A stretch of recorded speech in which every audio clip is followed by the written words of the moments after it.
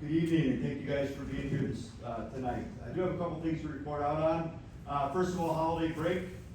The last day for students and staff prior to our holiday break is Friday, December 19th, and then beginning on December 20th, Linden Community Schools will be closed until January 5th when students and staff return.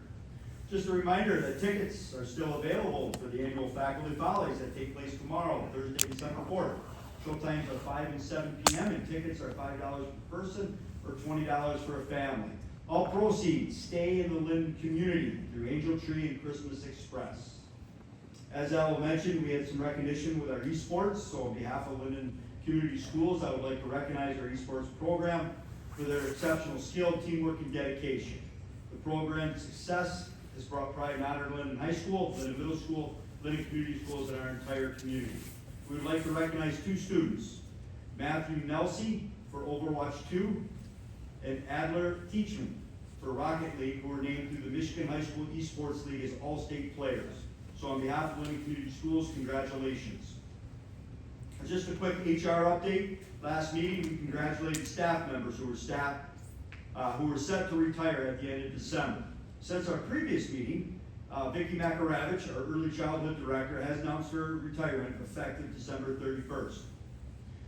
Back in November, Linden Community Schools moved from Frontline to Red Rover Hiring. Red Rover Hiring is a K-12 hiring and onboarding solution. This new solution has allowed us to streamline our hiring and become more efficient with posting, recruiting, and the overall hiring process. Currently, we have 4 open positions that we have been actively recruiting, scheduling interviews, and interviewing potential candidates. And that's all I have at this time. I take that back. I have one more thing to say. So, recently, Argentine Township has added Emily Fouts as the SRO for the secondary campus. Emily, who is here tonight, is a recent graduate of the 57th Police Academy through Lake Superior State University and has hit the ground running, not literally, with our students and staff. So please help me welcome Emily Fouts to Linden Community Schools. You want to mention anything, Emily? Quick and easy. So again, thank you, Emily, for jumping up and you know, your willingness and working with our administrators and our students and our teachers. Thank you. Everyone drive safe tonight. Yes. Thank you. All right, thank you, Russ. Any board members with reports this evening?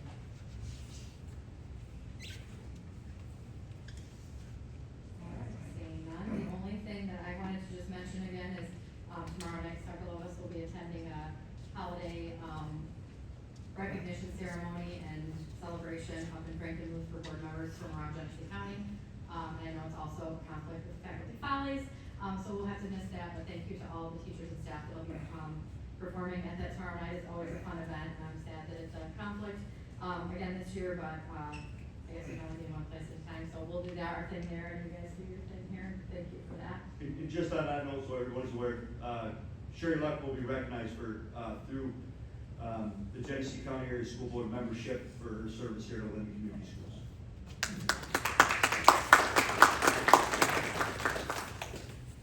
All right, yeah, they recognize for 8 years of service. That's really like a weird time period, right? Yeah. Like I feel like 5 or 10 is like normal. Age 10 there. Yeah. 20 left. Yeah.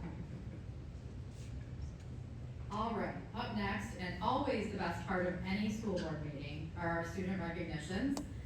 We have several students here this evening to recognize. I just realized nobody sat like in the front. Unless you're like looking for a quick escape. It's okay, don't worry, we'll take a break after so you can get out of here. But let's do our student recognitions because this is the most fun we ever have at board meetings. I will just go in the order on my list here. It's no particular order, but we'll start this evening with Central Elementary. I don't know, no, there's more. You came like right around out of nowhere. There you are. Thank you. I see the teachers are here as well, so awesome. Good evening. As always, this is a very exciting time, and I have Mrs. Bowles and Mrs. Newgood, 2 fabulous 4th grade teachers at Central, and we would like to recognize Brina Walters, one of our 4th graders. Come on up, girl, it's your time to shine. Sorry, I'll back away.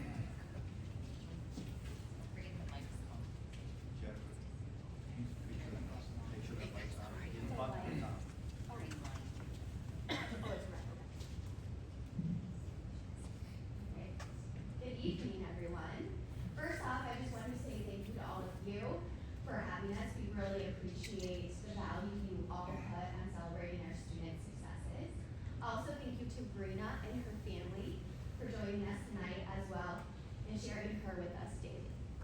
On behalf of Mrs. Duguid and I, we would like to present our student of the month, Brina Walters.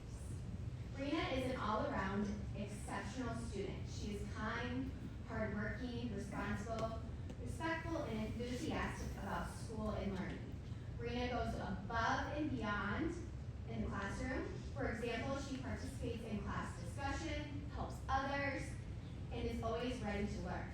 Second, she is such a sweet and very personable young lady. She always greets you with a smile and a kind hello.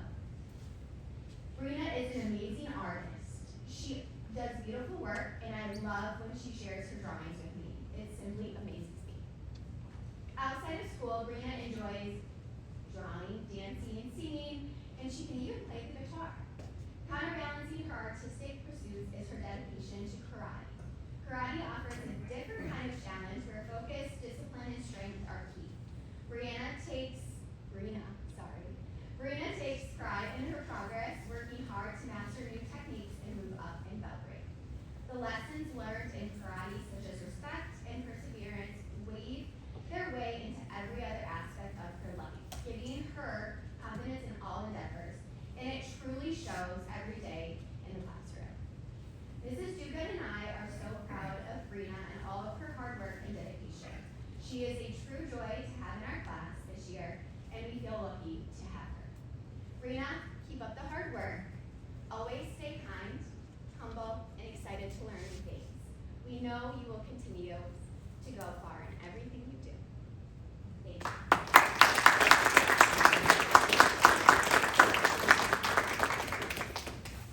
Brina, congratulations. I can tell just by looking at you what a sweet girl you are. I love your little smile. And I can't believe you can play guitar and do karate. That's like amazing. So keep up all of the hard work that you're doing at Central and all of your future at school as well.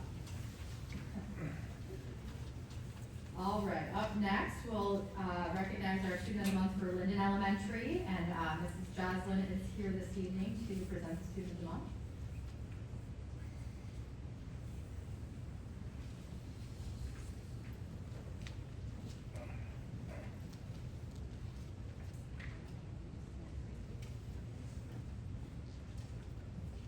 I'm not the best speaking in front of adults, told the kids today. I'm better speaking in front of my students than I am in front of grown-ups. But Jasper is our student of the month from Linden Elementary. I have a great class this year, but right away Jasper kind of stood out to me as someone that I would like to be recognized.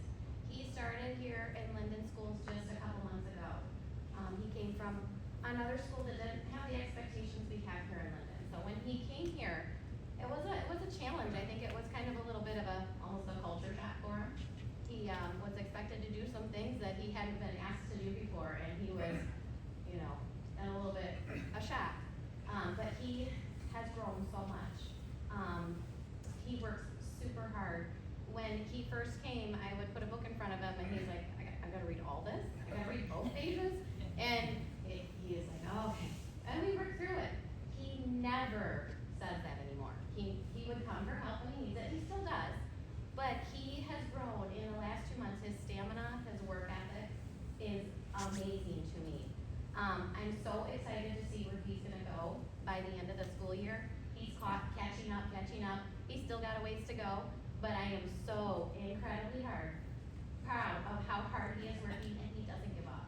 Like, he doesn't complain. He doesn't say, oh, I gotta do this. And he takes things home when he needs extra time to work on it. He brings it back without me encouraging that and on him about it. He's responsible himself. So, talking about a student who soars, he is an exemplar when it comes to that. He is all boy. I have two boys at home, so he has the active moments, but he's very respectful. Whenever it's like, I'm like, settle your body, it's not time to move in that way, just settle. He's like, okay, and he's very respectful. He doesn't just barrel in and grab it. He, asks if it's okay, and he's got great manners. I couldn't ask for any student to work harder than he works, and he is very talented in the math area. Math is like his forte. He loves it. You can tell he loves it because he works, it's really quick for him. So Jasper is amazing. I can't say enough about how much he's grown in the last 2 months with his, work ethic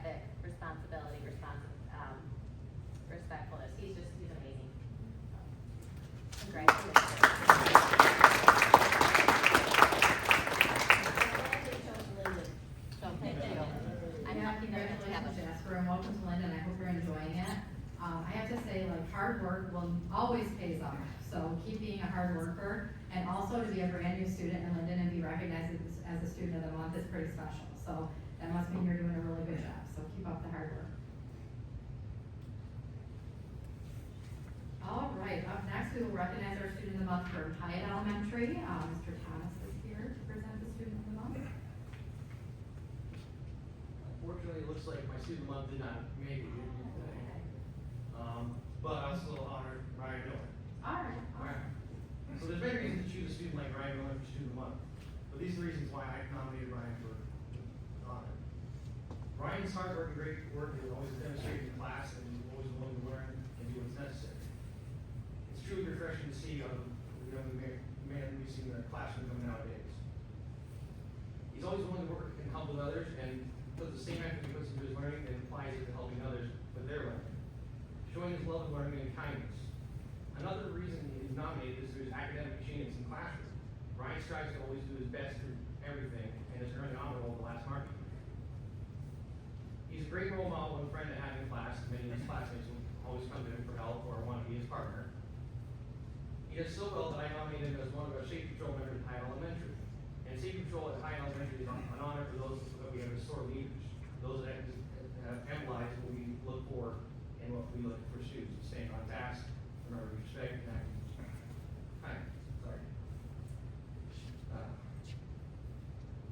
Ryan is an all-around excellent person, and it's truly an honor to have him be his third grade teacher this year. Thank you. Well, thank you.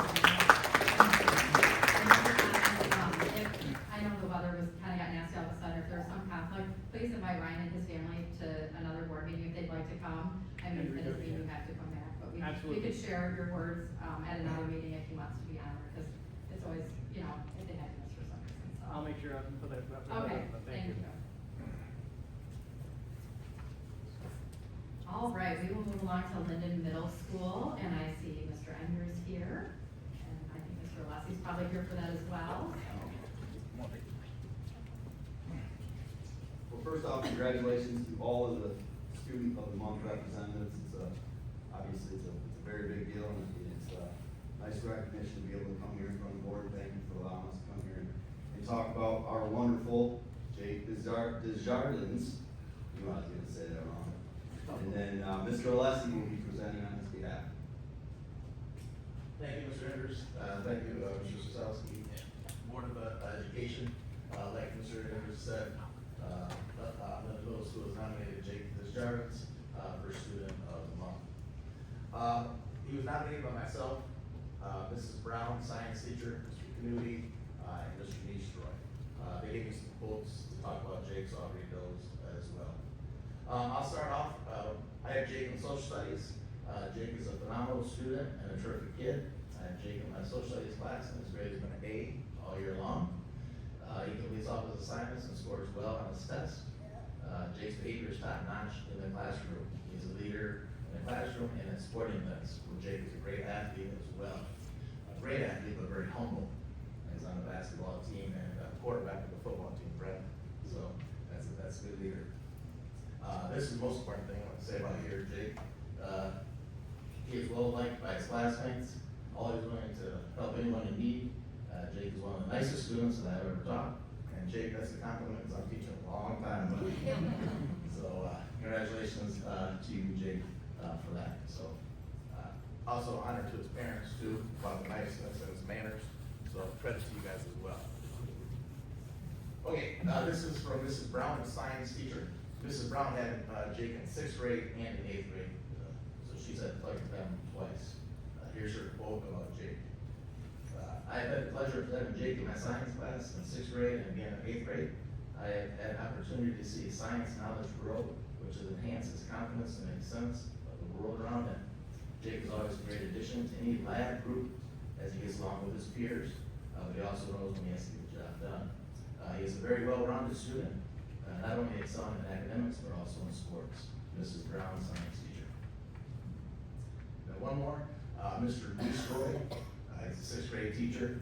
He coached Jake in basketball last year for the 7th grade basketball team. Here's Mr. Neestroy's comment. Jake is what every student athlete should try to be like. He is a great leader on and off the basketball court. He has a tremendous work ethic. I know it's in the classroom as well, and makes all those around him better, while also doing his best in any challenge he faces. Also to Mr. Eastroy, that team, I coached the 7th grade. There's 2 7th grade teams. Mr. Eastroy coached one, and I coached the other one. And Mr. Eastroy's team, they had some downs, ups and downs that season, a lot of downs, and he was a true leader during that time. And a true leader leads during hard times, and he did last year for the basketball team. So, congratulations to Jake and the Jarvis.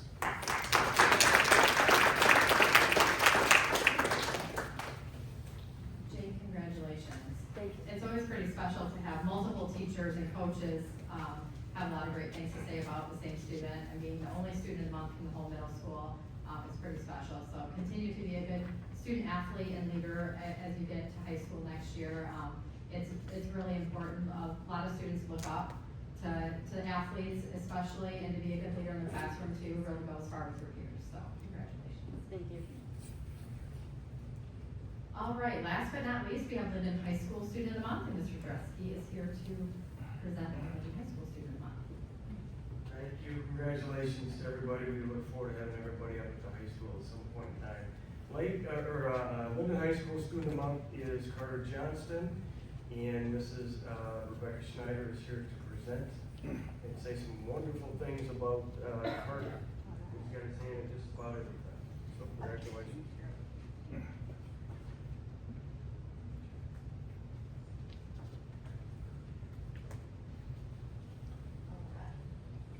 Carter.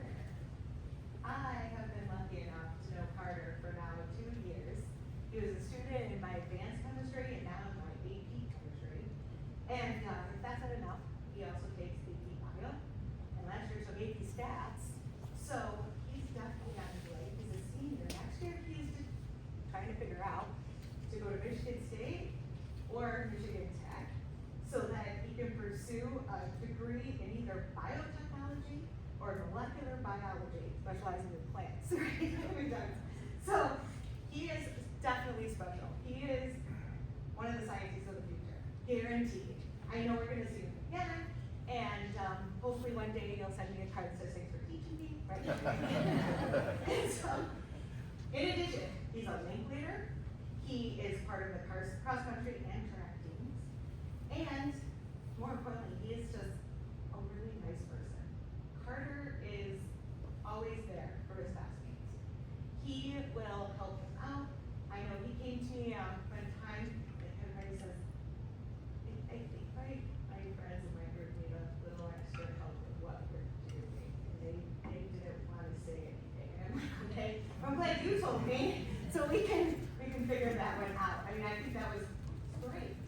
I actually got from Mr. Landrum, he says, during the past 4 months I have known Carter, he has impressed me with his problem-solving skills, ability to communicate ideas and ask questions that show he is taking his thinking and reasoning to the next level. He is on the right path to become a successful young adult. I couldn't agree more. In his spare time, he raises monarch butterflies. This is one of the coolest things too. And he actually goes to elementary schools where he teaches elementary kids about the monarch butterflies. One day after school, I was helping him put together this big puzzle of a monarch caterpillar. Yeah, he told me, see how much I know? It was great though, and when I was telling him, I said, well, you're going to an elementary school to tell kids, like, yeah, he does this every year. It's amazing. Let's see, so, I don't know, I guess. Carter is just wonderful. So I will just end it at that. He's a great kid, and it's always so sad that they're graduating. But it's also amazing. So I know he's going to be incredible.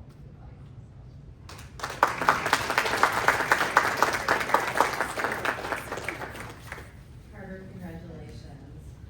And one of the things that always strikes me also about Students of the Month is you'll notice, I'm sure, no doubt, a lot of these students are, academically super smart, get good grades and everything, but the Student of the Month is never about that. It's always about just being a good person, being a good mentor, the fact that you told your teacher that some of your peers weren't understanding things, and advocating for them, and that you're mentoring younger kids with your love for science and learning. That's what it's really all about. So keep up the good work and nice job. And to all the students of the month, congratulations again. And yes, I know a couple of the teachers mentioned it as well, but parents, grandparents, friends, family, this is a congratulations to all of you as well. You're doing something right with these kiddos when they're getting all these nice comments about all of their hard work and their kindness and helping others and being mentors and leaders in and out of the classroom. So congratulations to all of you. And also, we will take a break now, as I promised. So if you have other things you want to go spend your evening doing or getting some photos or something, you are welcome to leave the meeting. We do have a few more things to attend to. You're also welcome to stay, because we have a lot of exciting business coming up here. But we'll take just a couple minute break if you want to go, and thank you all for being here. Please drive safe. I know it's going to be kind of nasty out.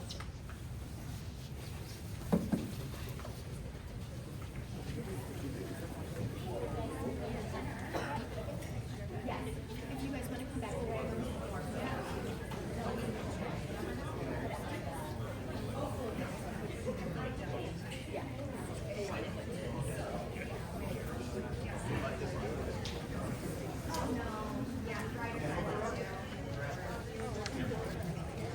If there are any high school students here for class, there's plenty of seats in the front.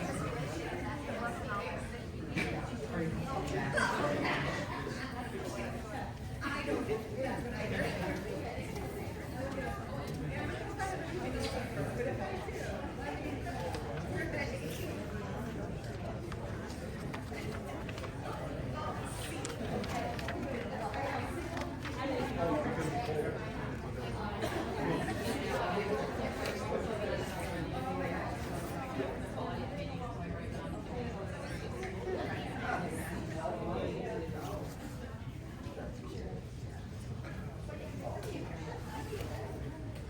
All right, up next on our meeting this evening is our administrative updates, and we do have one administrative update this evening. Mr. Brad Mendez is here to give us a bond update. So, whenever you're ready. Good evening.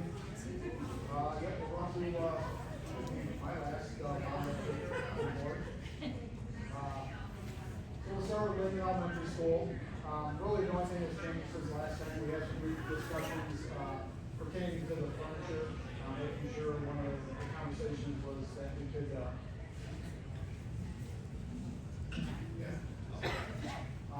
we could provide, furnishing similar to what we've done elsewhere. We have a plan in place. I've actually already, bid all of that out. I have a whole inventory that I put together. I provided that to, Russ, so he has that. So as we get into the springtime, or even before, we can kind of take a look at that, make sure that the funds are available. We have all of that ready to go at this point. Sinking from the concrete, repair and replacement, the mud jacking and replacement is all completed, as well as the elementary school, and turned out nice. We also, about that same time, had the water main break that occurred, and it could have probably happened at a better time because the stop, for the water was in the new concrete, and we found out when the city came to shut the water off, that actually, valve stop had some troubles, and it filled with dirt, so we were able to excavate, and take care of that simultaneously when we were going to do concrete for the new curb stop and all that, so it worked out relatively well.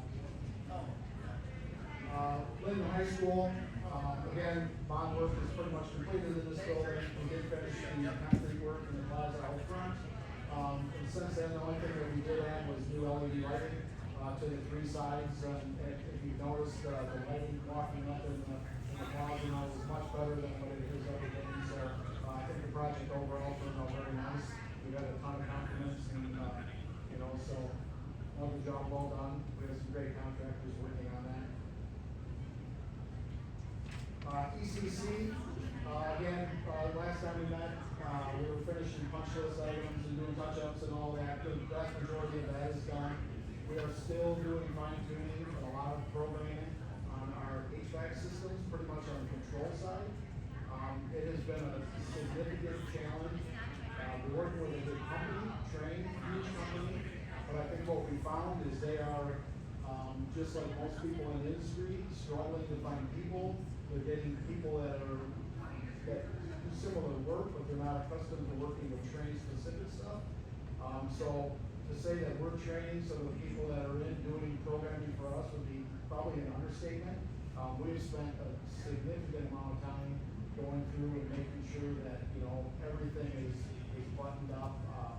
It's been beyond a struggle. So, we'll get through it. We've got a good team. I've been working with Dan, here, so he can continue to go. But I think by the time I retire here at the end of the year, we'll be in a much better place than what we've been in the last couple of weeks. We did talk about the grass and, the site work at, early childhood. They did come back in, they re-drilled the entire area to seed. So, you know, we had pretty good growth that actually came after some rains. And I think as we get into the spring, we'll see another big burst of growth. So I think we're in a real good spot, as far as that goes. The contractor is more than willing, they're a local contractor out of Flint.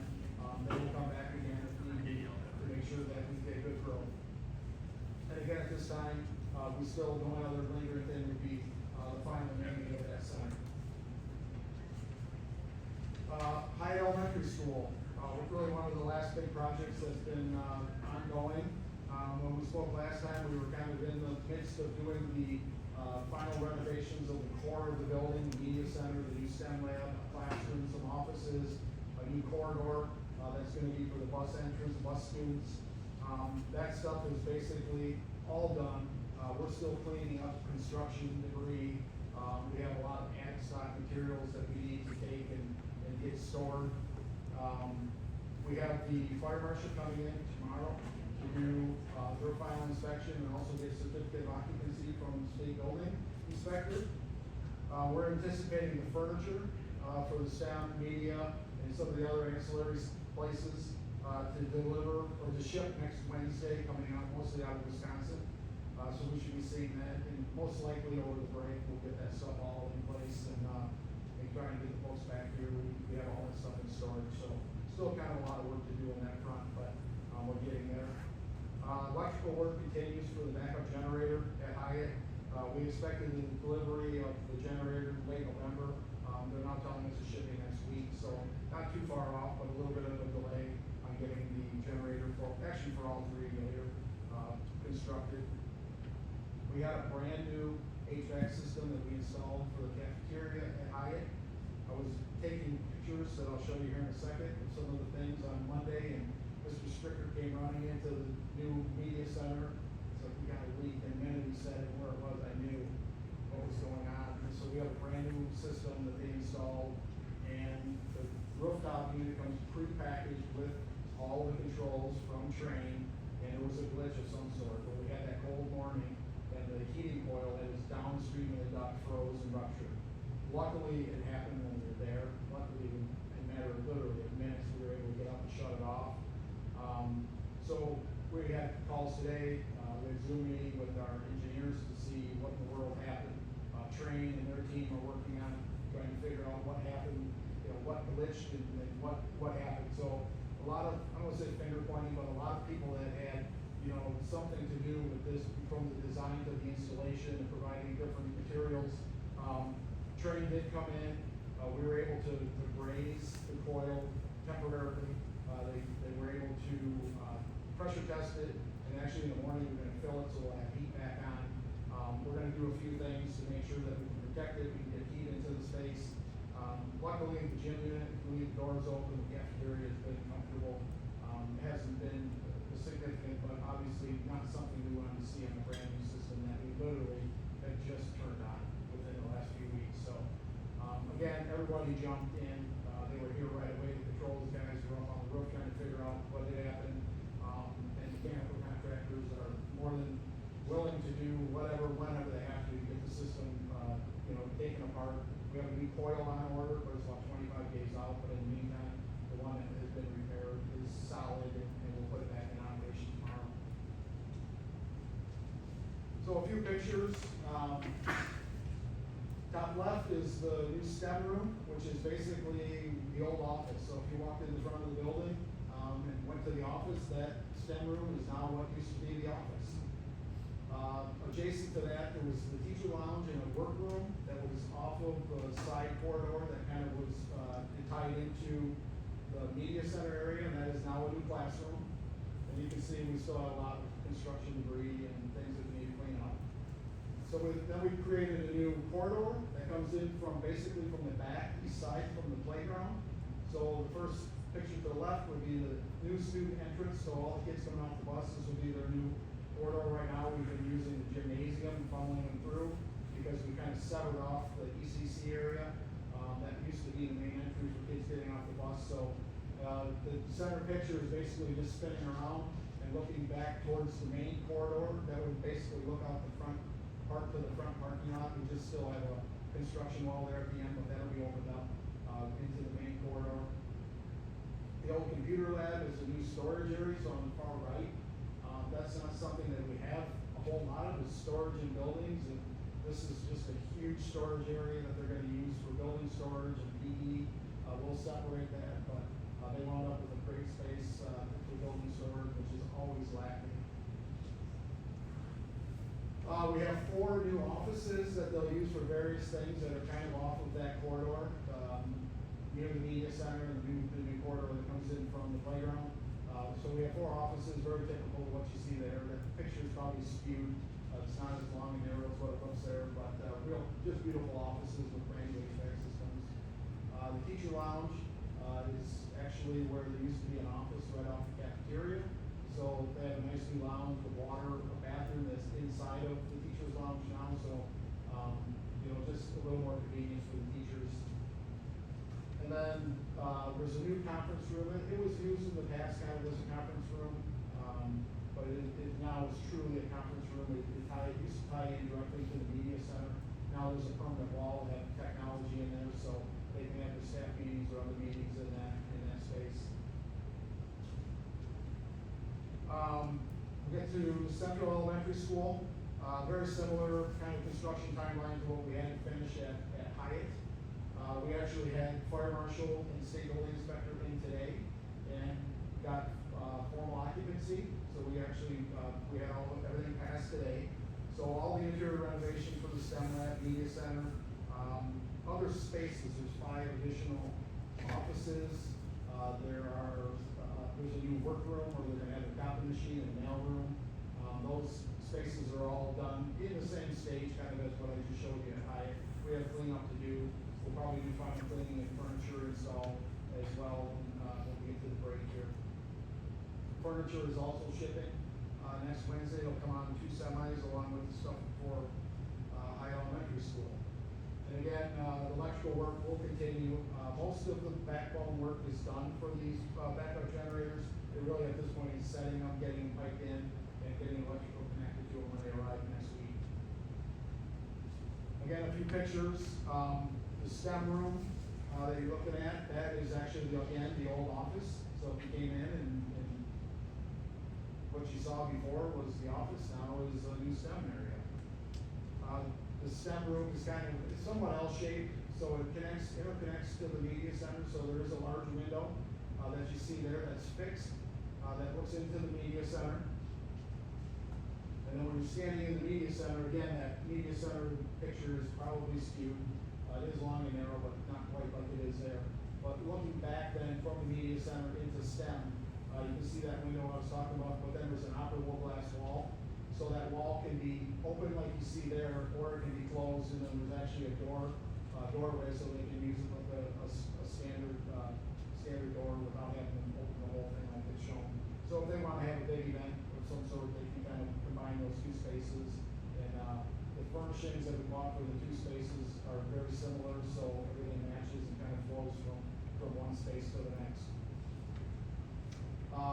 We have 5 new offices that were actually built into part of the cafeteria, and this is a fair representation of what each of those 5 look like. Again, super nice, very modern, brand new HVAC systems as well, so they'll be using those for intervention and all kinds of various things. Nurse is going to be in one of them. Linden Middle School, last time we talked, we had doors that were on order. Actually, all 44 of the doors were delivered to the contractor. They're planning on starting the installation of those next Wednesday. They'll probably be about 3 weeks, 3 to 4 weeks, doing the installation of the remainder of the doors. We'll be doing electrical work through the winter there, getting ready for the backup generator.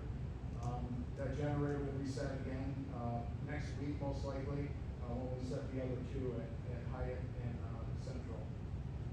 And then as we get into next summer, we'll be doing some classroom upgrades with electrical technology, the teaching wall with new whiteboards and some HVAC, systems, really for some of our technology classes and head-end areas. And sinking fund, the concrete project, we'll have an update that'll come back.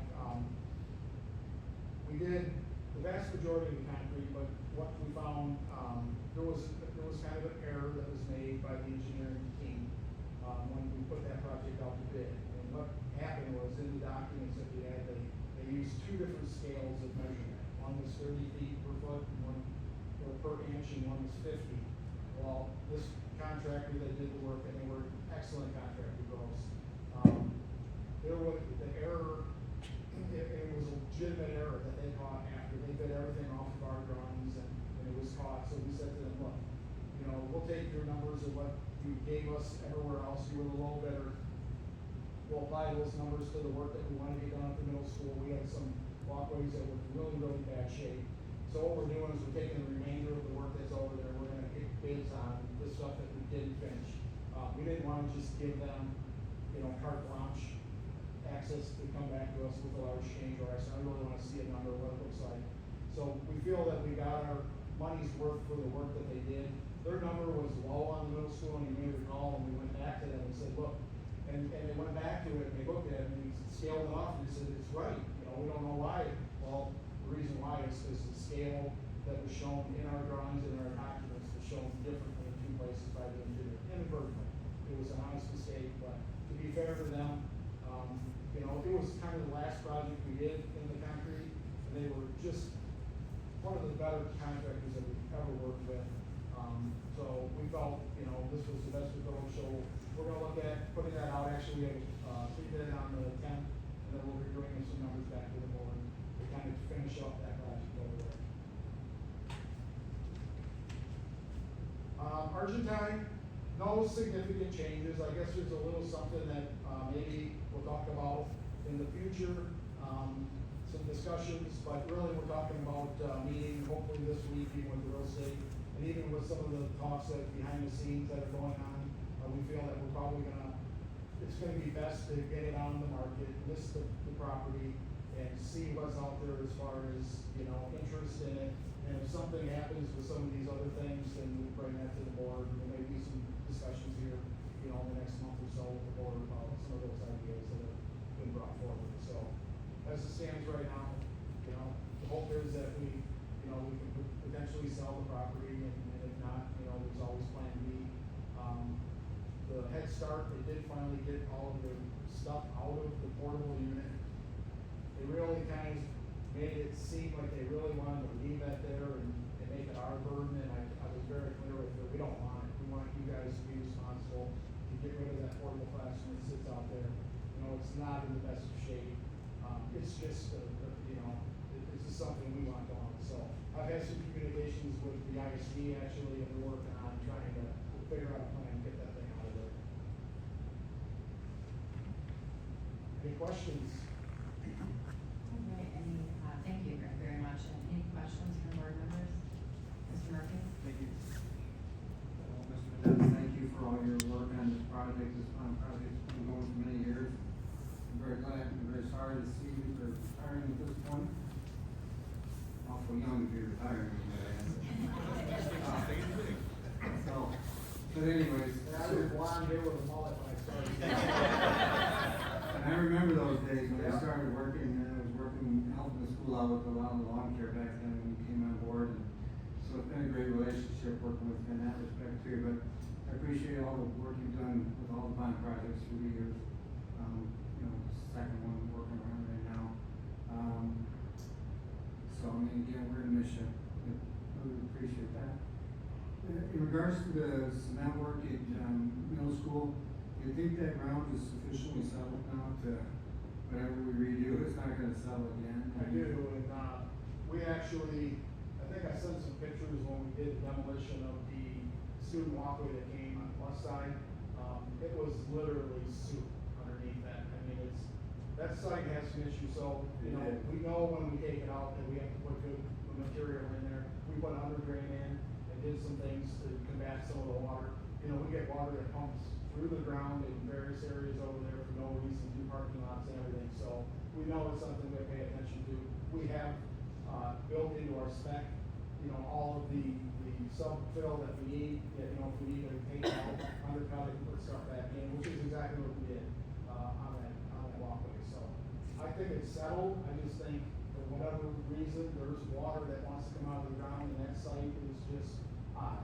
You know, we sculpted it from a giant hill into a big bowl, and obviously there's water, and it's gonna find its way to where it wants to go. But I do feel that we have a good spec, and everyone's well aware of what we're trying to do to make sure that it lasts. Well, the concrete work that we had done down at the other buildings, I think very, very nicely, well done. Everything else was really nicely done. So, it's great. So again, appreciate it for all your help. Thank you. Thank you. Yeah, thanks, Ms. Luck.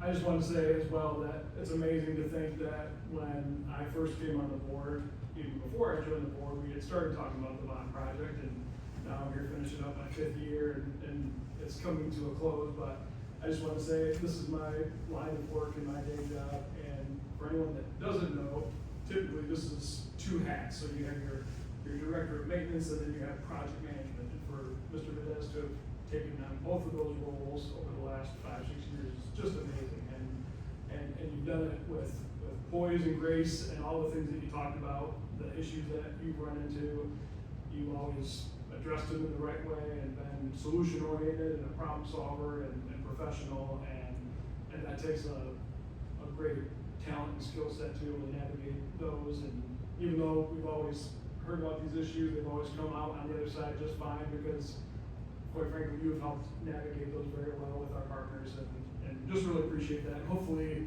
of course, we're gonna miss you, and you can look back with some pride that all of these decisions that you've made around here and all these spaces, you've got your fingerprint at Linden Community Schools, and hopefully you can take that with you and realize, I mean, it doesn't go unnoticed that we realize so many small decisions that you probably don't even think about with, you know, furnishings and colors and all that kind of stuff. I know you deal with the team, but you know, I know that you've had a lot to do with that, and one of my weaknesses in this business is that I can't always like picture what a space is gonna look like when we're talking about them. So to see something like just this room come to fruition, when I walk in, I'm like, oh my gosh, I didn't picture it looking anything like this from the drawing. So you must have that gift, and we really appreciate you lending your talents to us over all these years. So thank you so much. Yeah, thank you.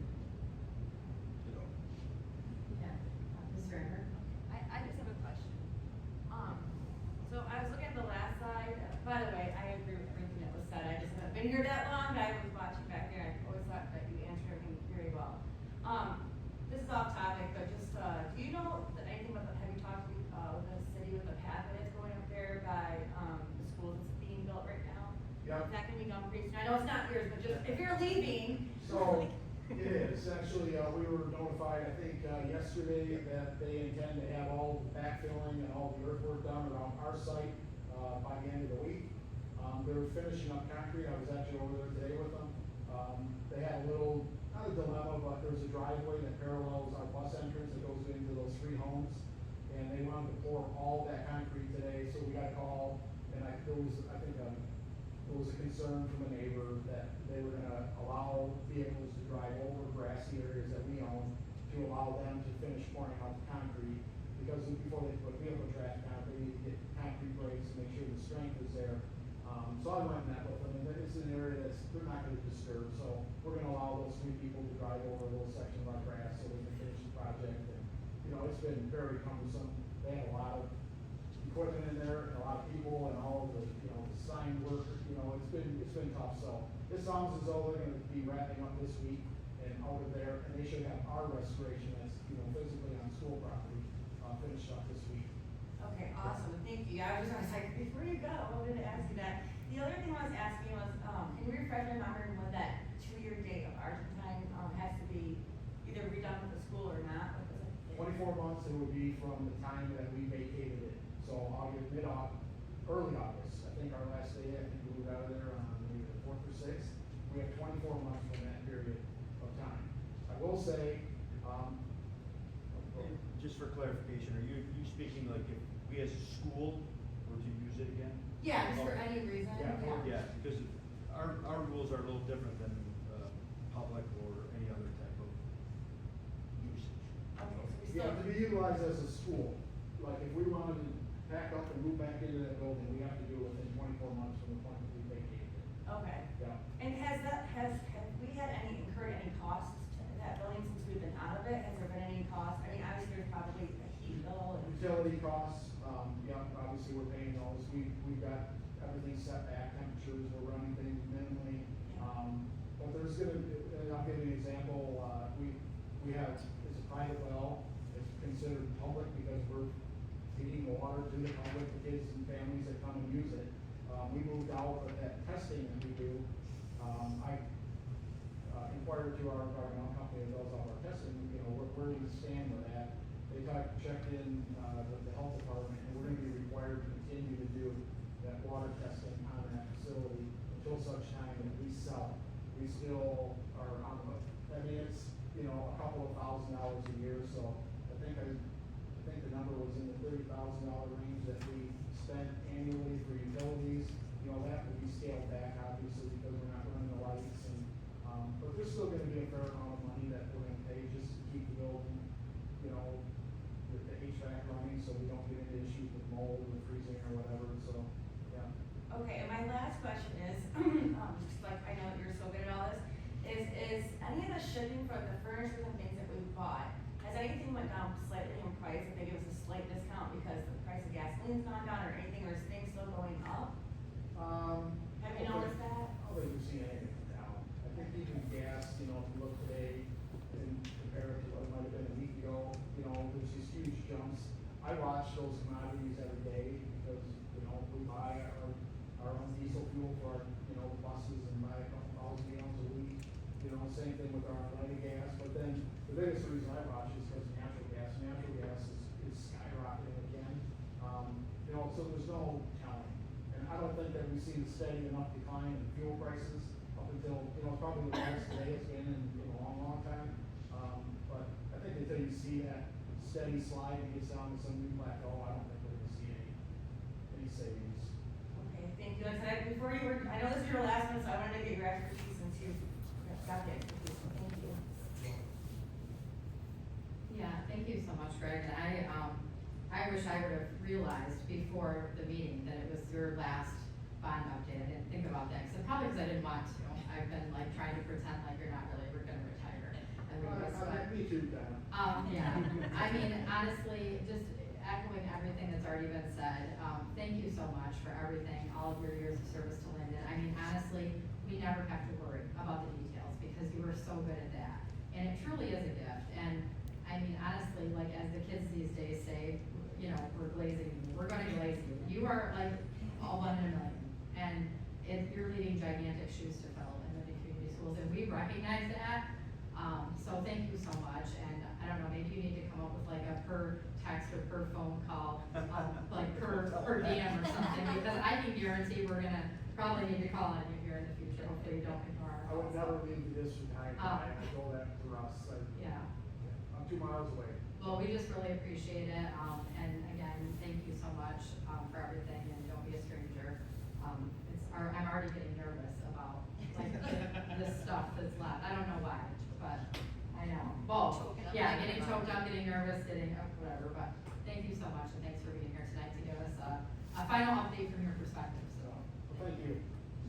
Thank you. And I wanna give you a round. Yeah.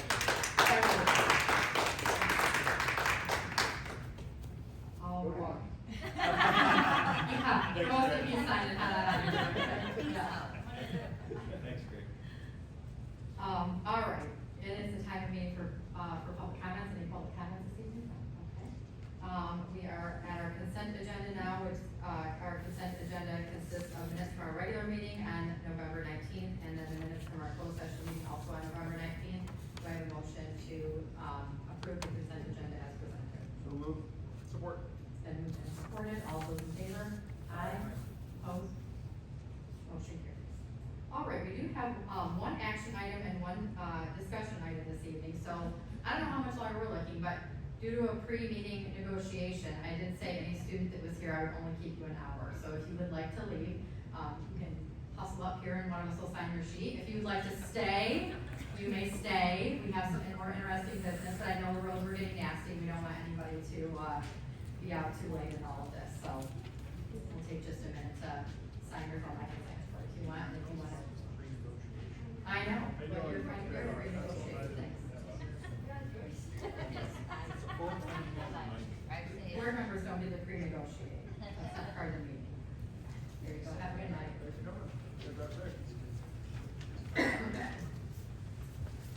All right, so our action item this evening is regarding the 31AA funding, which is no stranger to us at this point. Mr. Sosowski does have a presentation, and I know everybody's had a chance to look through it, and the other information we've already presented. Due to the fact that this is an action item this evening, I would like to have a motion of support to approve the 31AA funding in resolution as presented before we have any discussion. So moved. Support. Okay, it's been moved and supported, so now we can have our chat. So Russ, if you wanna show us what you have here, we can have some discussion on this.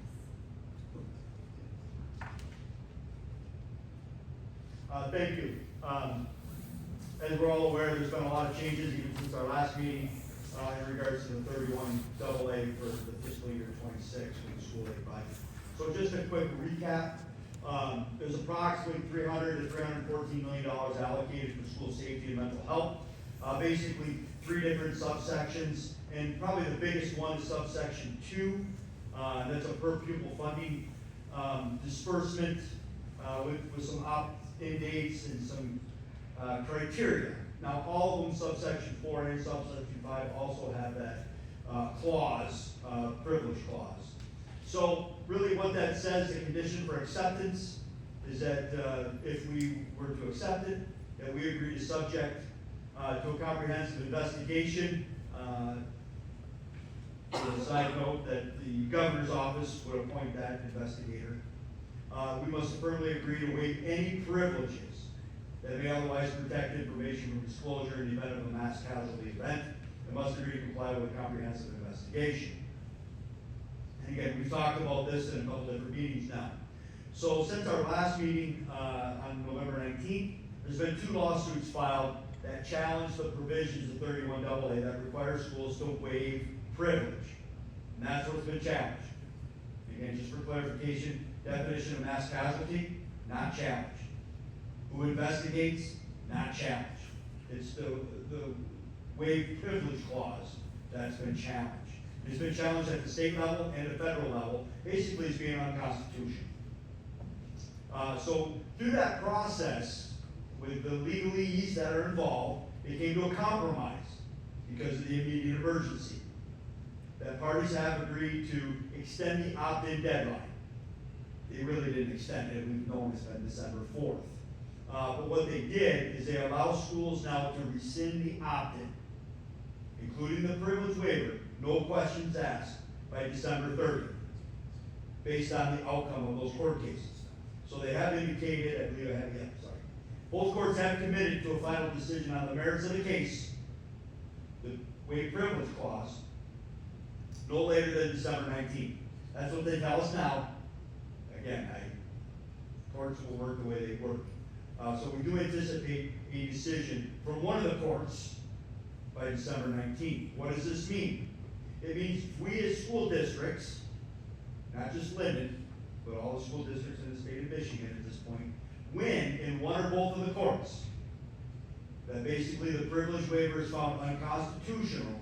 Our privileges will be preserved.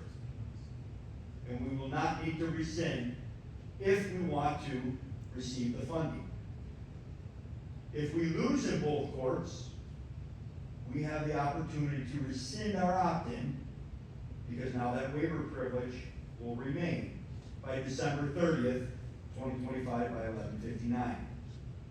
Now again, some of the clarification that we have not necessarily received 100% of is if we as school districts in the state of Michigan win in either the state or the federal court, is it just the waive privilege that gets removed? Well, based on the way the court documents were filed, it would be that whole clause that would be removed. I can't guarantee that's gonna happen or not.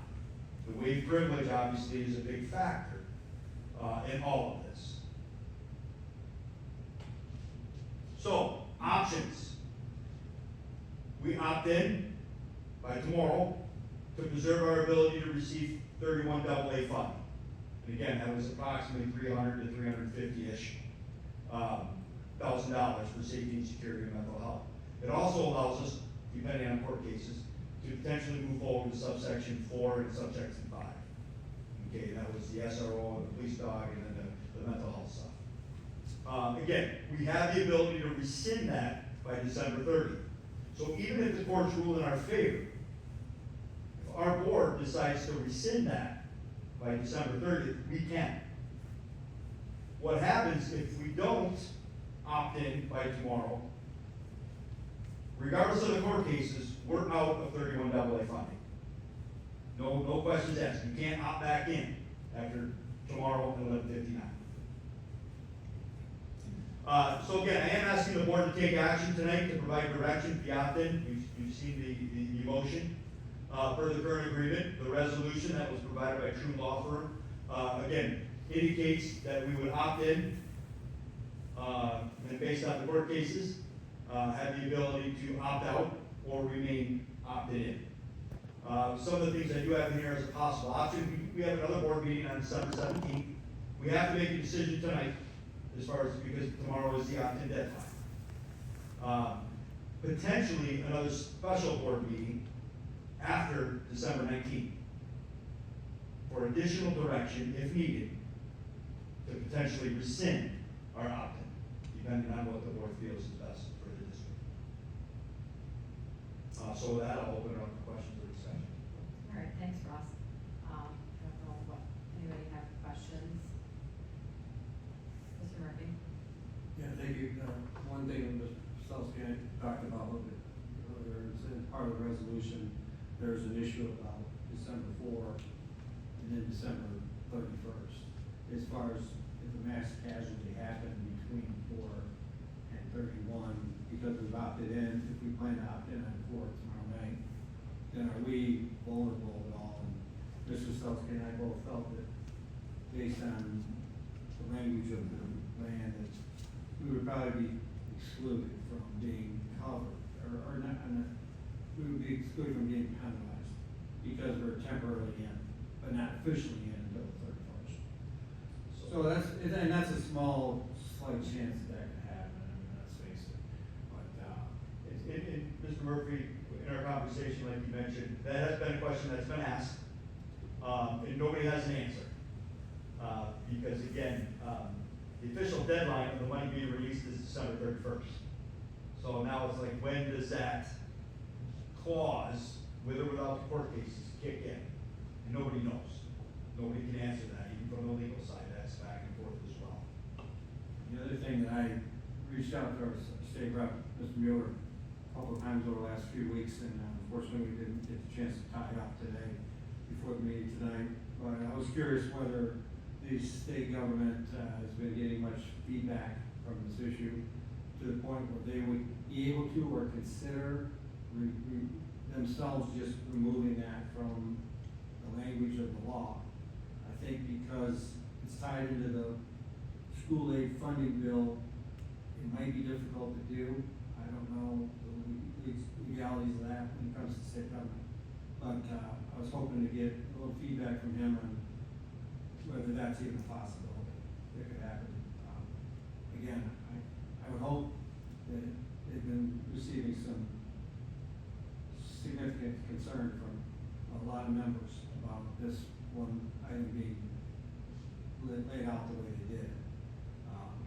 And who knows when it was put in? Was it put in at the 11th hour on the day that they were trying to pass this bill before the deadline of October 31st or whatever?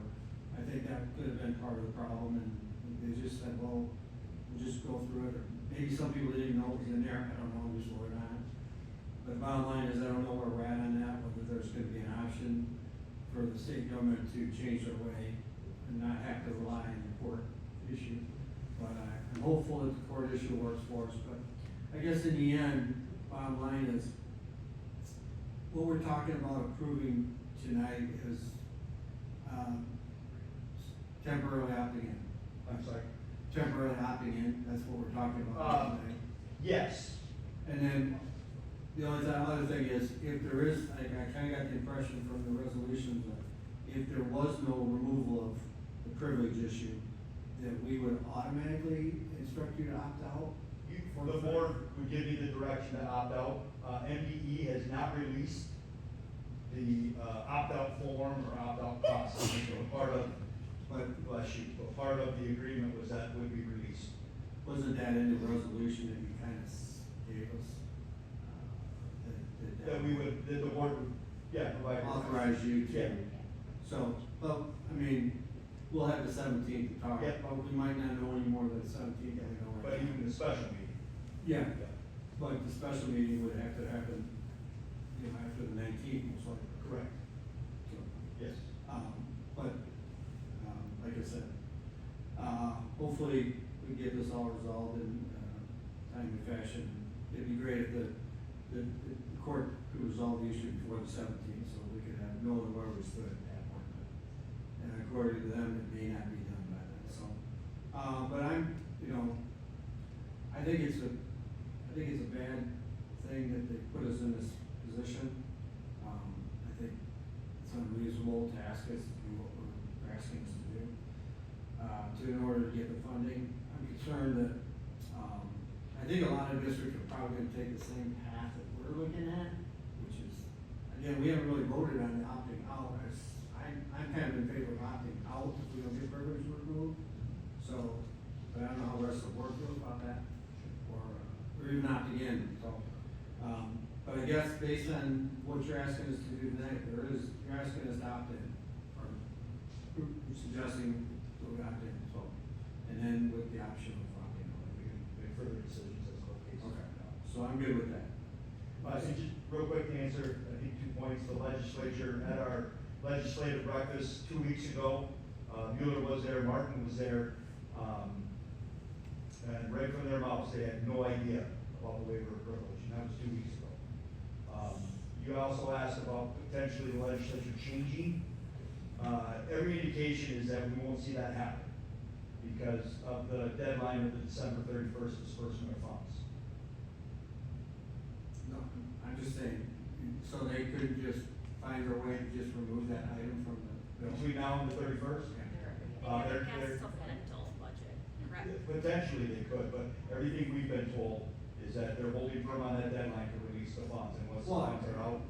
Yeah, I'm not a problem with releasing the funds, but they just gotta change the language in the thing.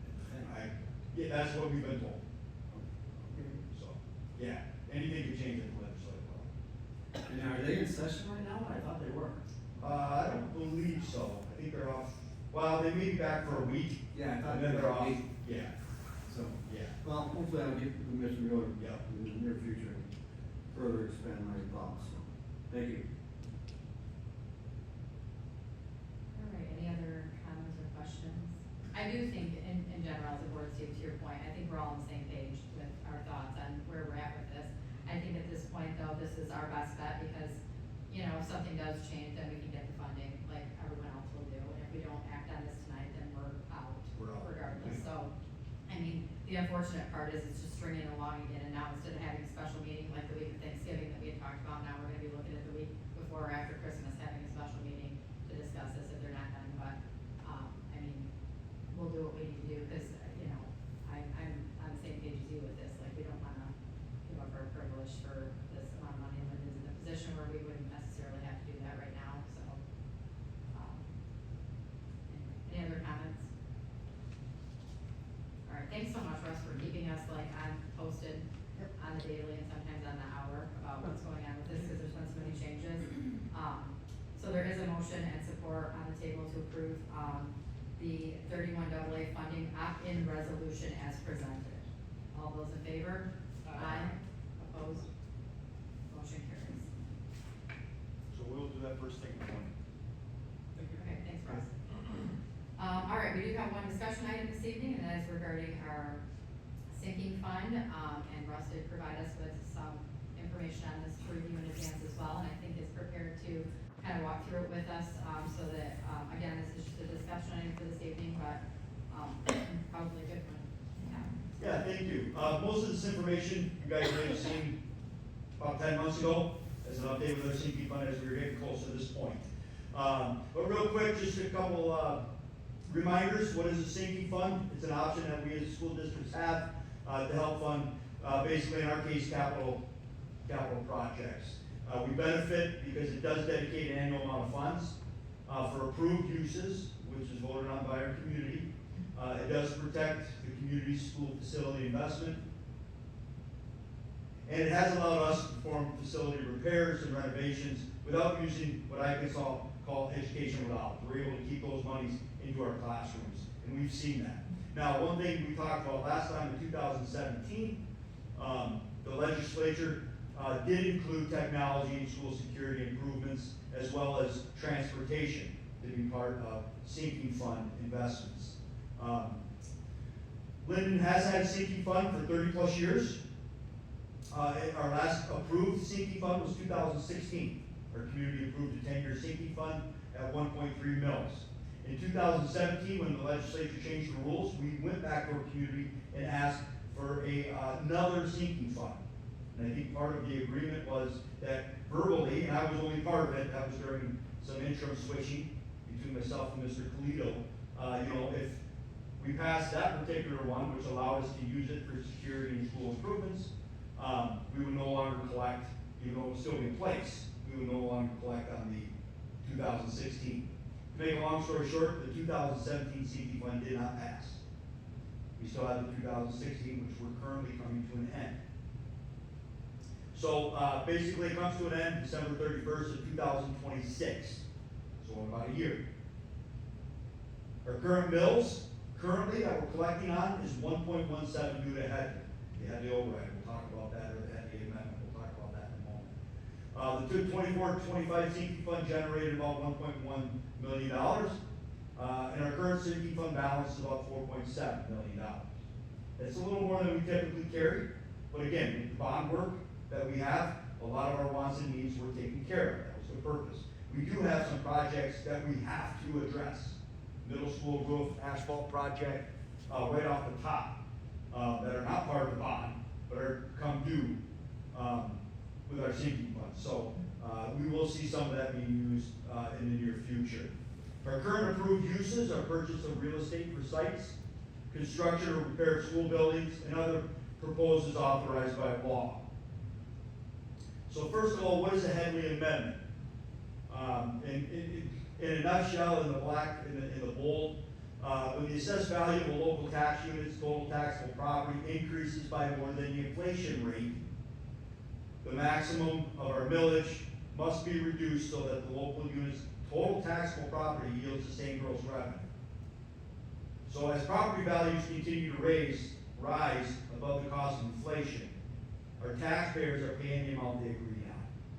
And that's why you saw we originally, in 2016, asked for 1.3 mils, and we're currently collecting 1.1, because our property values in our district continue to rise. So the sinking fund mills get lower to match that collection of what our voters approved. So just to kind of give you a graphic of our revenue collected, our expenses, where we've been with our expenses and our overall sinking fund balance. So what have we spent our sinking fund on since 2016? When you look at it this way, a lot more than you probably thought. You know, our running track resurfacing, painting the lines on our parking lots, extending the student parking lot here at Linden High School. Greg talked today about some of the work we've done doing with concrete, our bus loop expansion, updates, smaller updates, carpet updates in some of the buildings that were not part of the bond. Our Linden Middle School sign that was recently refurbished, the ECC playground at Hyatt, our front entry here at Linden High School, So again, that just gives you some idea over the last 9 years now, of what we've used sinking fund dollars for. So, moving forward, we're at a point where the board has to start making decisions if we want to go back to our voters for a replacement sinking fund.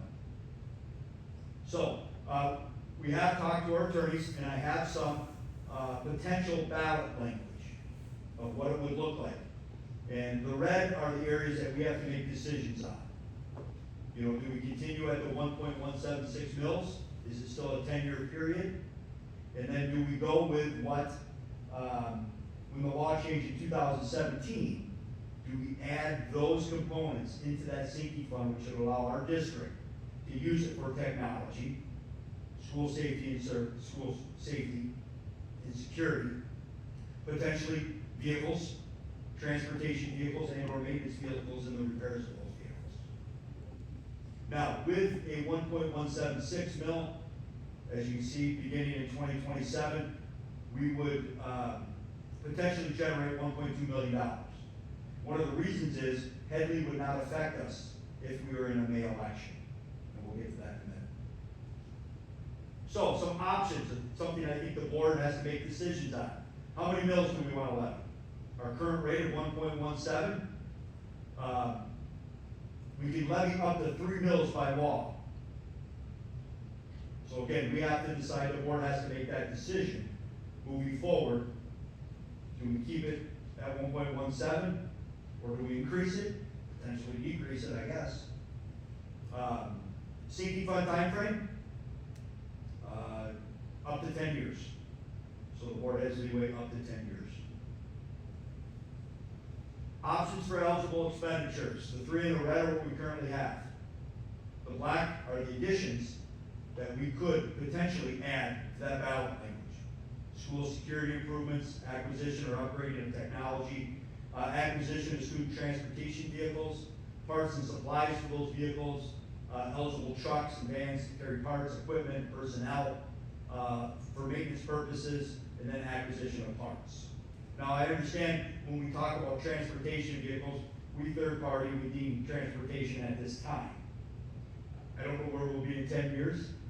Okay, we do not currently use sinking fund to offset any deemed costs.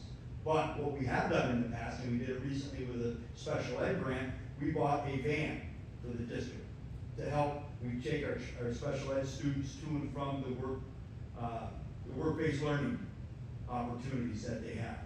So again, based on what we as a district want to do, could you use it to take the golf team to a golf match versus a bus? Yes, you could do that. So with sinking fund, we could potentially buy those type of vehicles, let alone any other maintenance type vehicles.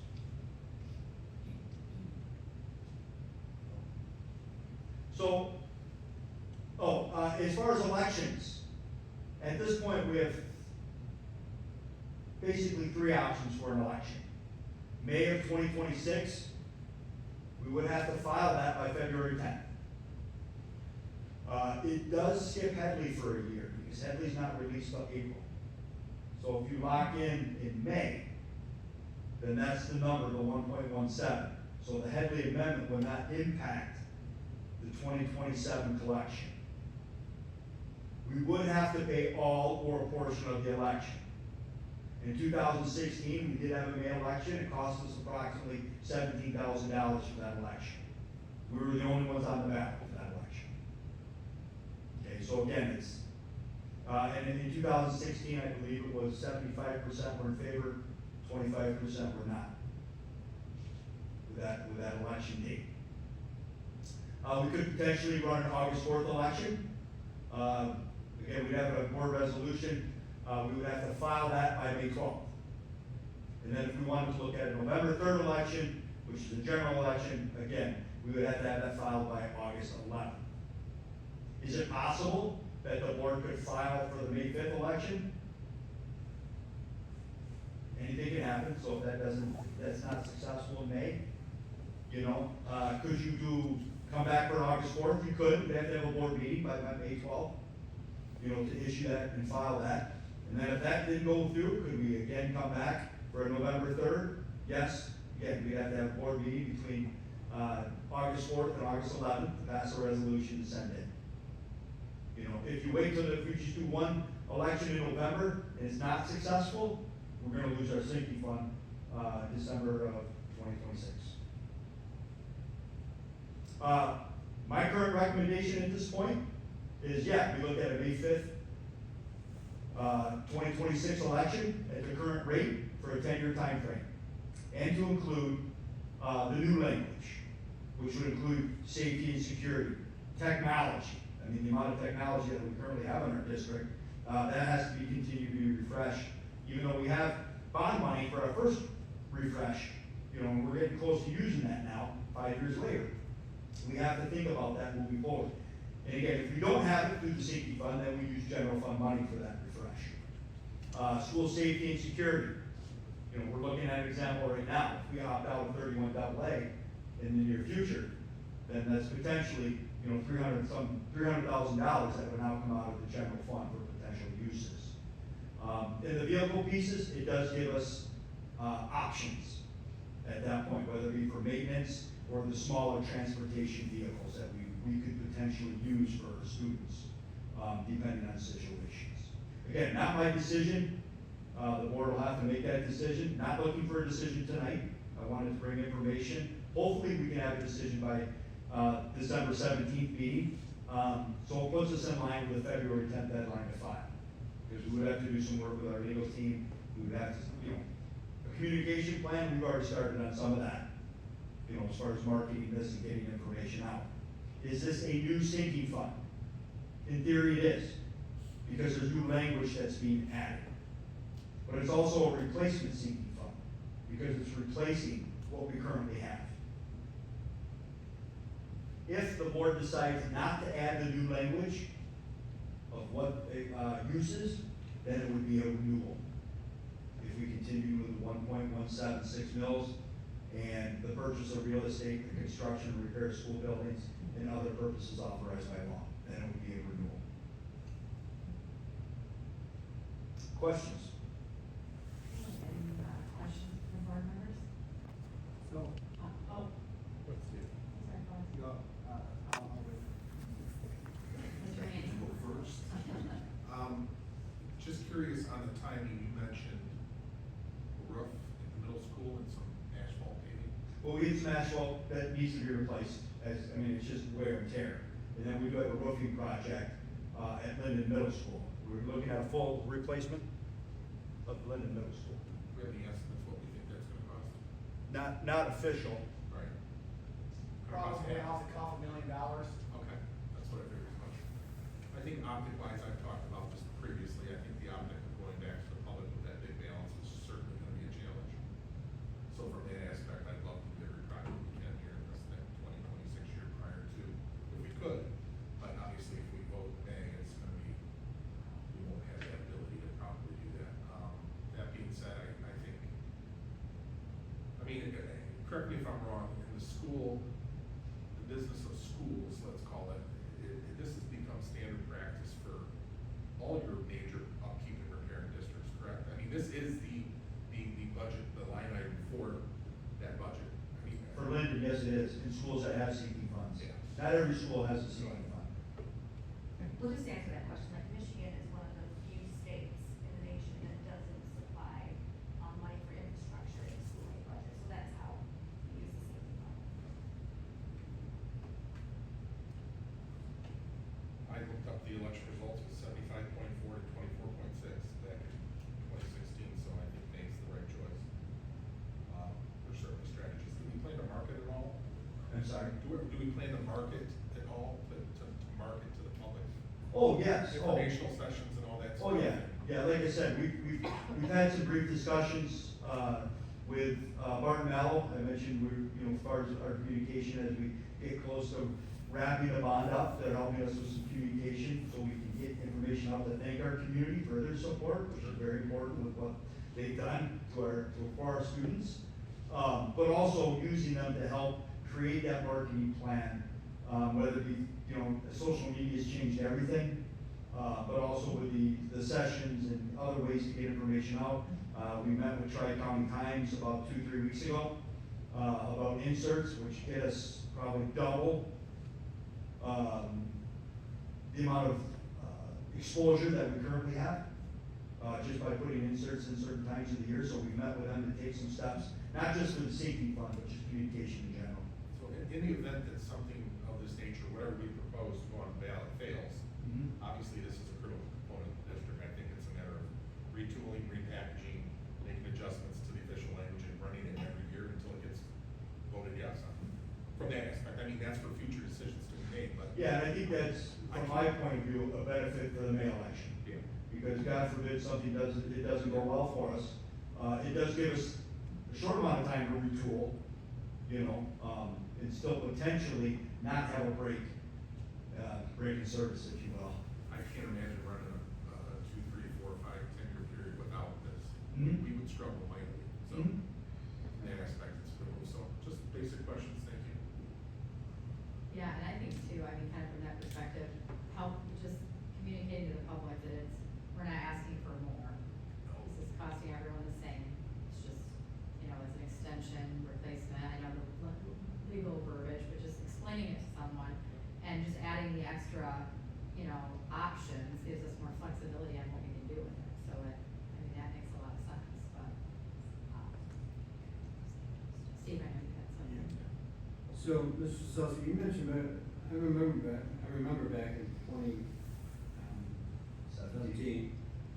you said we voted and it did not pass, then you, That is correct. I'm trying to remember that. Yeah.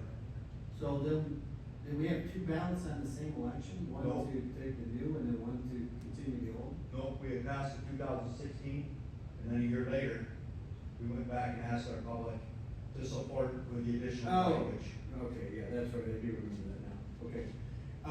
So, I'm trying to remember why there was pushback on not passing that 2017 version.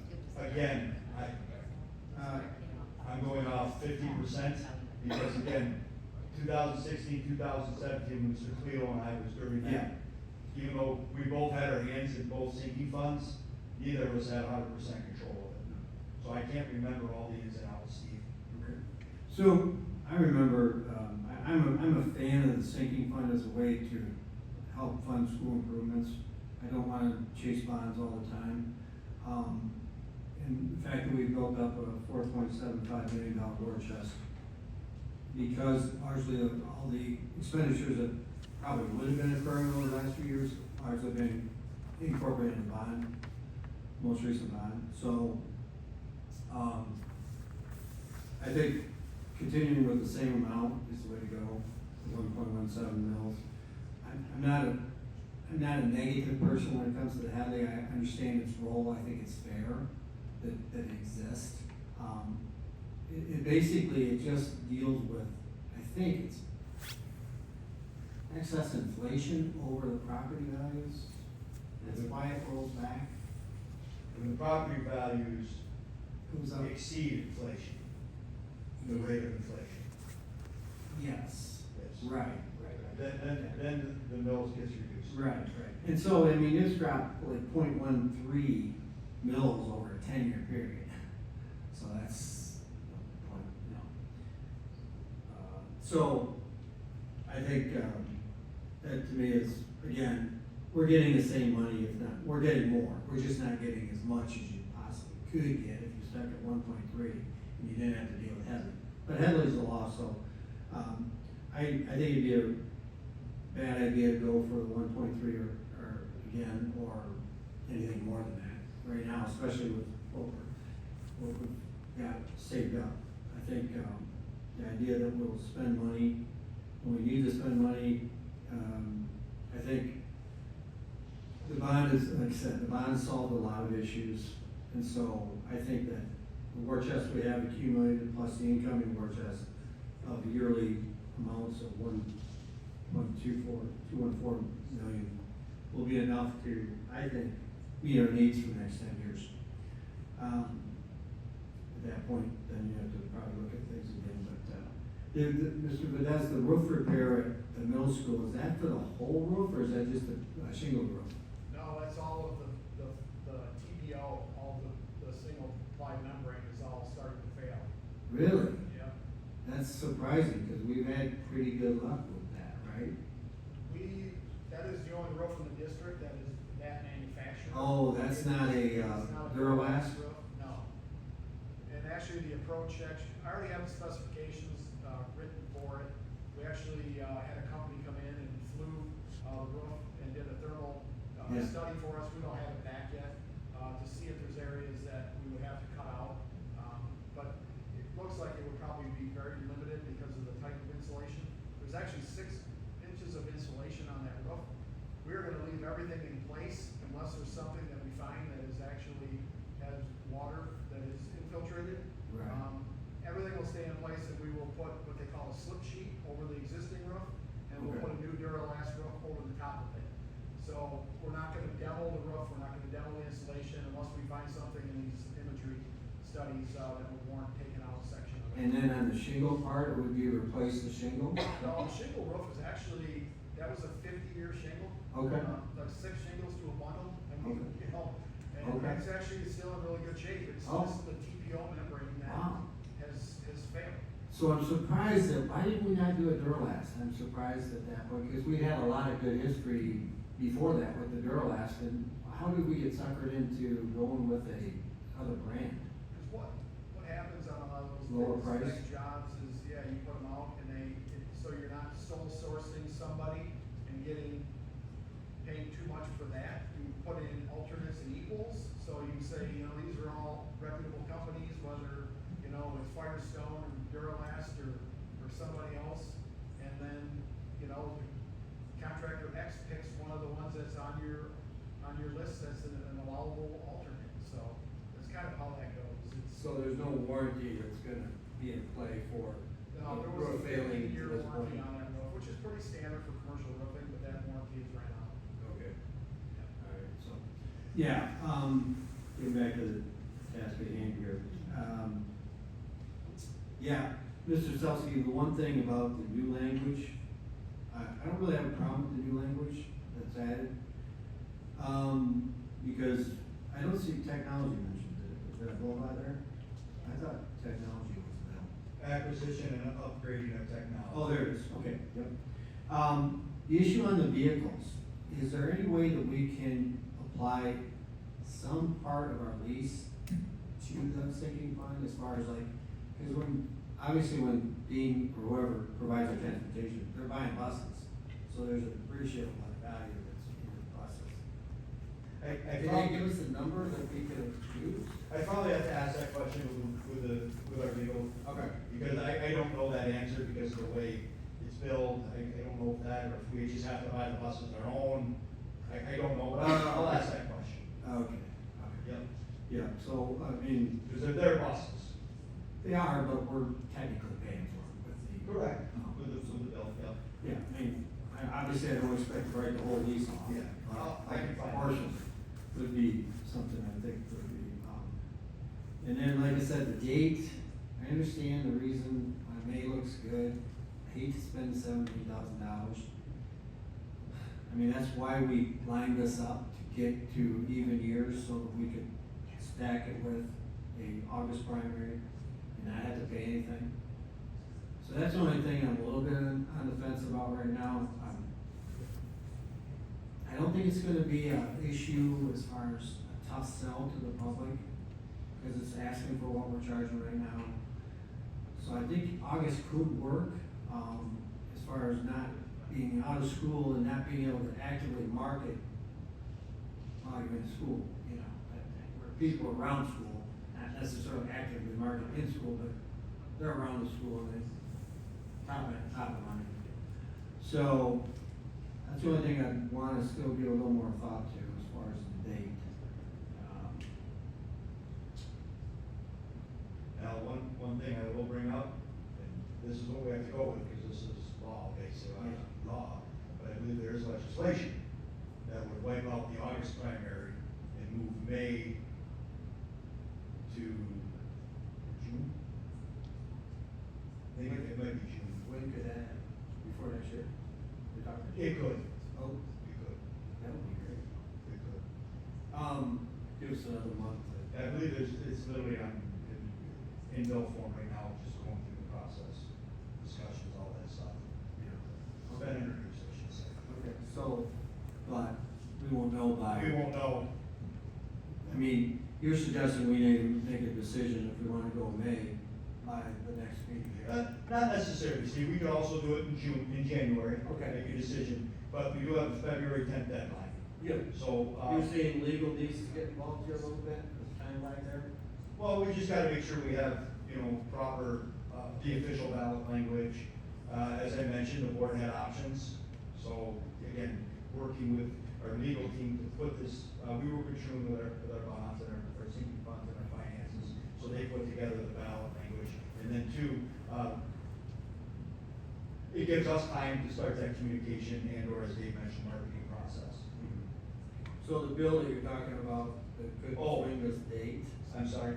this bill that you're talking about that could swing the date to June versus August, back to June for the primaries, that's something that the legislature is putting in play as far as, or who's putting that? Yes, the legislatures would have to make that decision.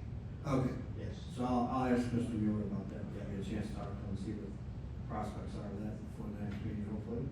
And, yeah, so, but yeah, I think this is a good tool for the district. I like the fact that it's a constant flow from the board, from the taxpayer. It's not volatile thing up and down, that thing. So, all right, thank you. Thank you. Mr. Amber?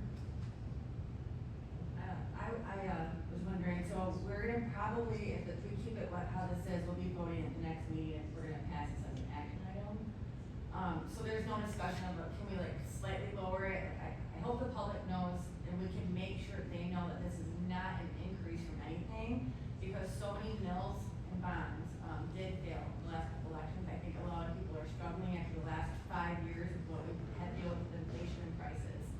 I wish that no senior had to pay, any of this, but I think that what they really need to know is it's for safety for the students in the buildings and the staff, for the security and safety part, and then one of the reasons why I'm pro this is if we can keep our, money in our general fund to pay the staff and educators, and admins more money, and it doesn't take out, by not having a sinking fund where we can't make those raises or we can't provide things for the kids, because when we have good schools, your property value just goes up and up, and we keep safe communities because we offer good services.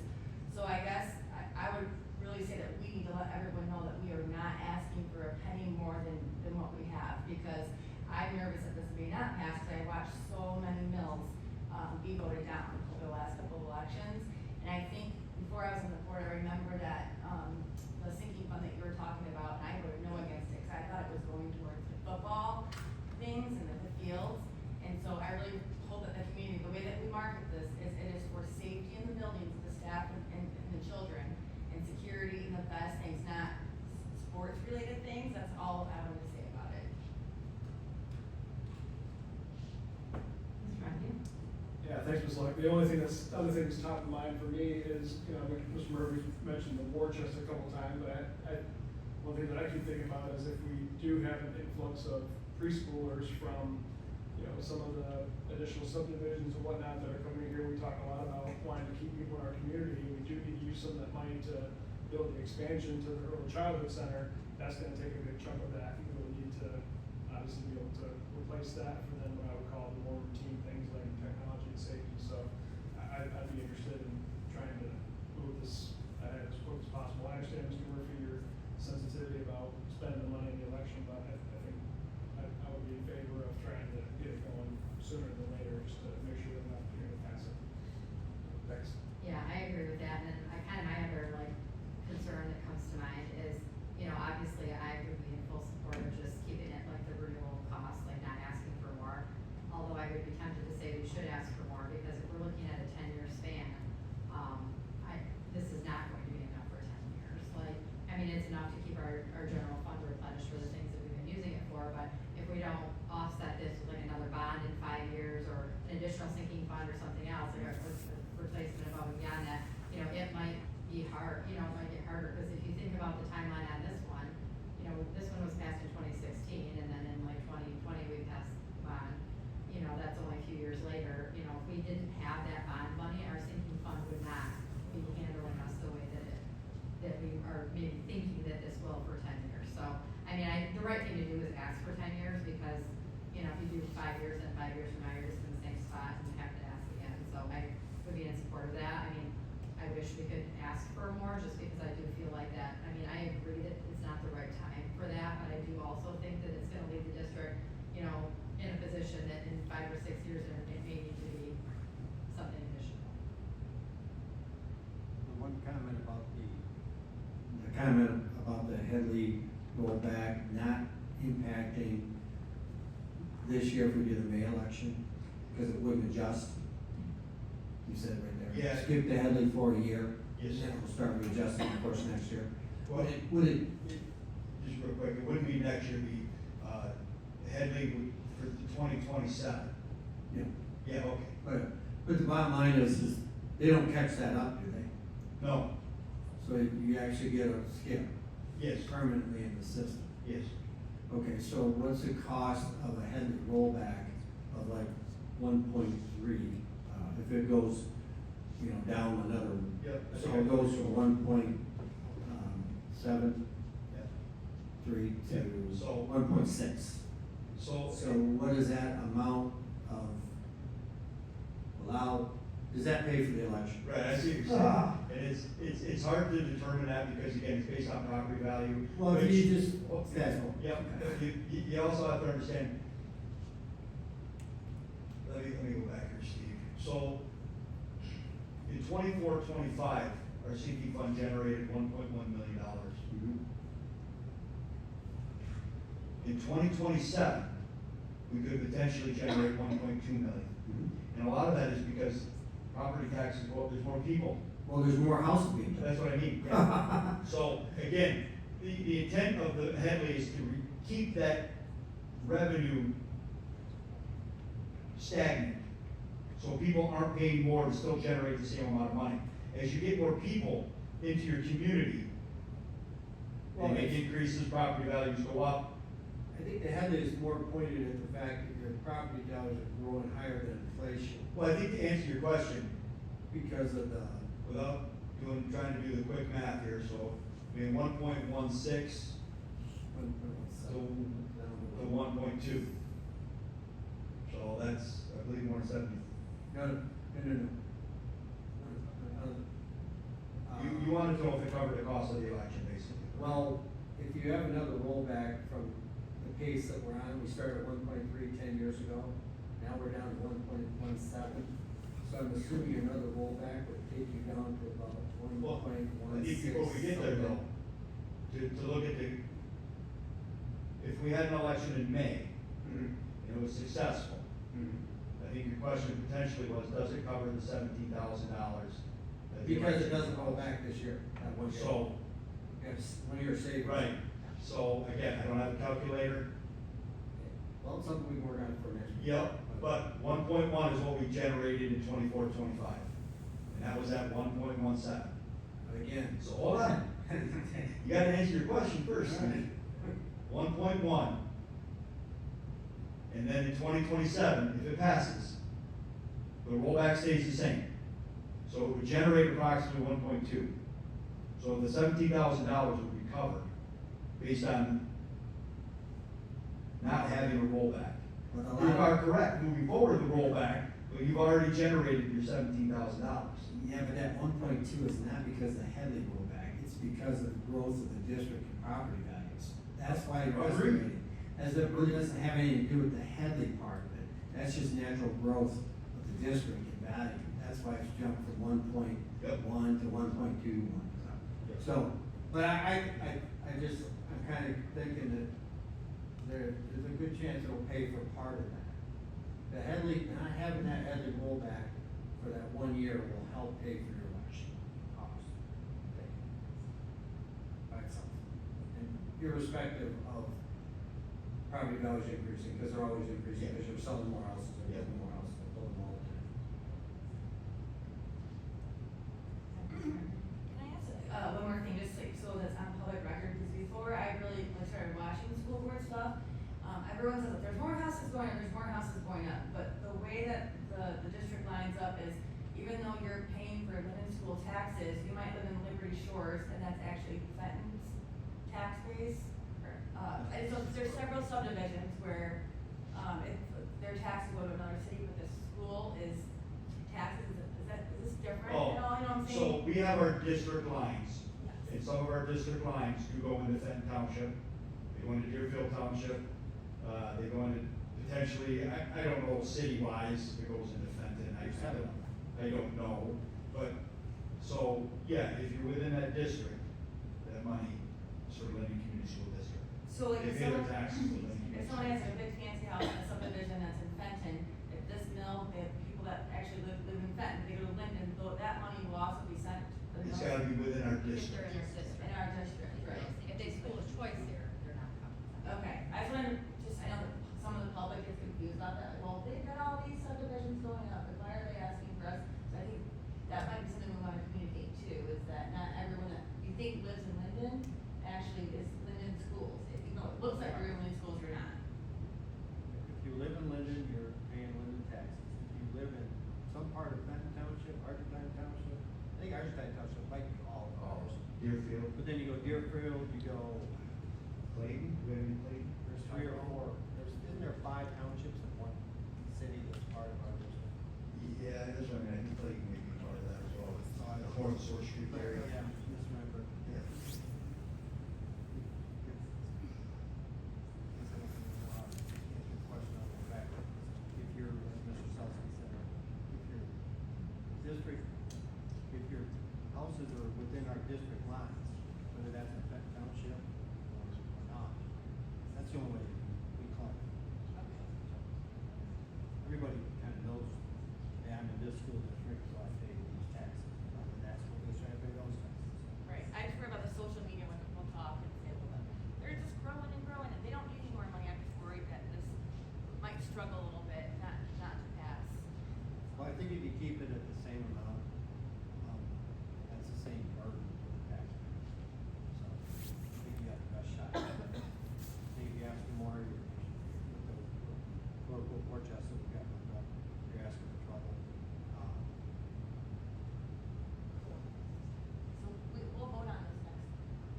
And again, we don't have to vote, I we mean, can I probably would do be in January as favor well, of I was putting it just, on the next. again, for discussion, but I felt I wanted to have some information about guided board.